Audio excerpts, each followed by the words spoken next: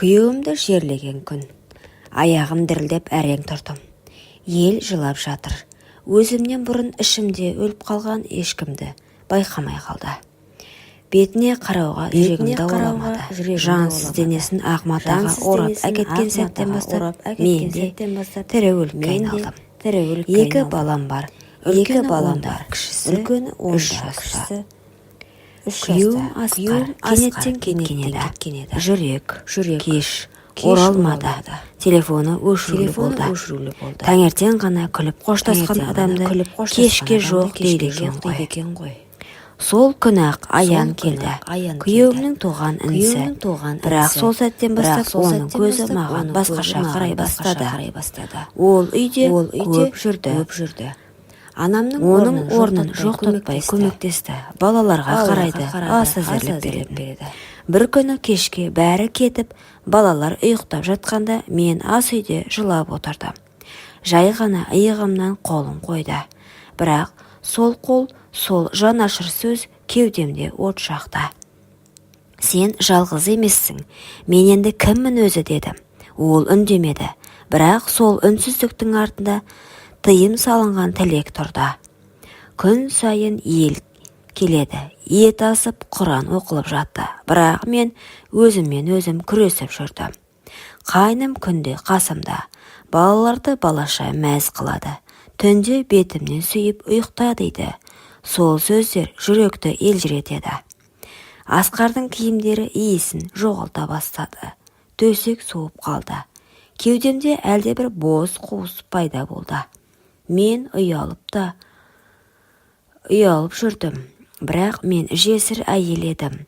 Жесірліктің ащысы жалғыздық емес, жүрегің тірі бола тұрып, өлі сезіммен жүру. 43 күн қалғанда сол түні жаңбыр жауда. Тас жауғандай, балалар қорқып қасыма келген. Кейін ұйықтап қалды. Мен еденге төсек салып жатқанмын. Аян сол жерден ұйықтаймын деп келді. Түнгі сағат 3, үй тыныш, тек жүрек дүрсілі ғана естіліп тұрды. Ол маған жақын келді, қолымды ұстап ақыры сыбырлады. Сен тірісің, саған жылу керек, саған тірі жан керек. Сол сәтте мен оны итермедім, қарсы болмадым, мен тыйымды бұздым. Күйеуімнің 40 өтпей жатып, оның інісінің құшағында тыныстап қалдым. Таңертең тұрдым, айналам сол күйі. Балалар ұйықтап жатыр. Күйеуімнің суреті төрде ілулі тұр. Мен өзіме қарай алмай қалдым. Айнаға жақындауға дәтім бармады. Бетіме күйе жаққандай сезіндім. Бұл не болды, Аян, дедім. Ол үнсіз, біз не істедік? Ол жай ғана қолымды ұстады. Мен сені сүйіп қалдым. Сүйдім деді. Мен қорықтым. Құлағым шымырлап кетті. Бұл махаббат емес, бұл жараға жамау. 1 ай өтті. Аян бұрынғыдай келмейді. Кейбір әйелдер көз қиығымен қарайды.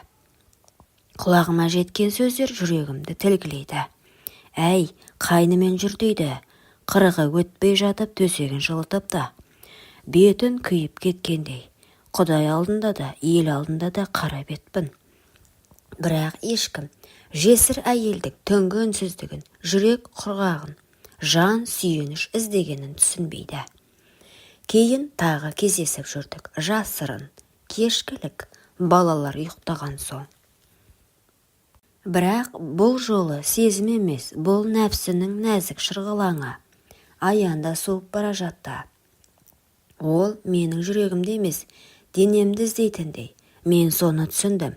Бір күні бізге енді болмайды дедім. Неге? Себебі сен менің күйеуімнің бауырысың. Ал мен саған құр терең күрсінісімді ғана сыйлай аламын.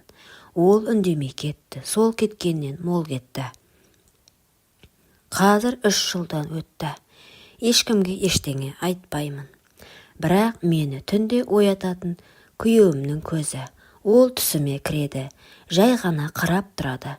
Жыламайды, ашуланбайды, тек жабық есіктің ар жағынан үнсіз қарап тұрады. Мүмкін мен оған сатқындық жасаған шығармын. Мүмкін мен тірі қалғым келген шығар. Бірақ не болса да мен енді ешқашан тыныш ұйықтай алмаймын. 3 ай өтті, Аян келмеді, хабар да жоқ, мен де іздеген жоқпын. Бірақ ішімде бір қуыс, бір үміт әлсін оянып, сосын қайта өшіп жүрді. Бір күні есік қағылды.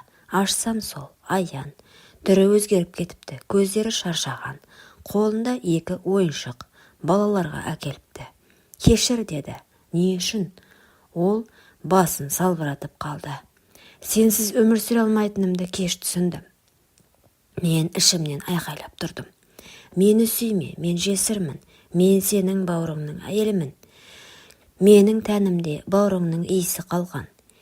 Бірақ мен үндемедім. Жай ғана көзіме жас келді. Аян маған жақындады. Құшақтауға оқталды. Бірақ мен тоқталдым. Кетші, неге? Себебі менің жанымда өлі адамдар өмір сүріп жатыр. Ол үнсіз қалды.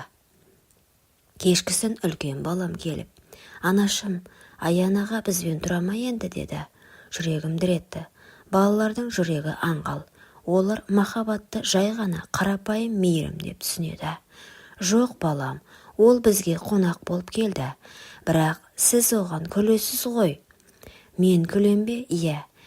Демек жүрегім тіріліпті. Кінәлі махаббат жүректі де, бетке шыққан күлкіні де өлшеп сұрайды. Түнде ұйықтай алмай жаттым. Бөлме қараңғы. Асқардың суреті төрде. Аян көрші бөлмеде. Балалар ұйықтап қалған. Жүрегім дүрсілдеп тұр. Есіме бәрі қайта келді. Алғаш түн, алғаш құшақ, алғаш сатқандық. Бірақ мен өзімді тоқтата алмадым. Жастығым су болды. Кей күнәлар адамның тәнін емес, жүрегіне жапсады. Ол ешқашан жуылмайды. Бір күні Аян шешімді өз айтты. Мен сені аламын, еркекше. Ел не десе де о десін. Балаларға әке боламын. Ал ағамше, ол қайтқан. Ал біз тіріміз. Біз тірі болуға хақымыз бар. Мен үнсіз қалдым. Жауап бере алмадым. Бірақ жүрегім жылап тұрды. Мен жүрегімді жерлеп қойғанмын. Енді оның үстіне гүл егем бе? Жоқ, мен тұрмысқа шықпадым. Аян кетті. Өз өмірімен басқа қызбен үйленіпті деп естідім. Мен оны жек көрмеймін, ренжімеймін де. Себебі ол менің өмірімдегі тыйым мен жылаған түндердің көлеңкесі ғана болды. Менің жүрегін күйеуіммен бірге кеткен. Тек анамын. Тек балаларым үшін тірімін.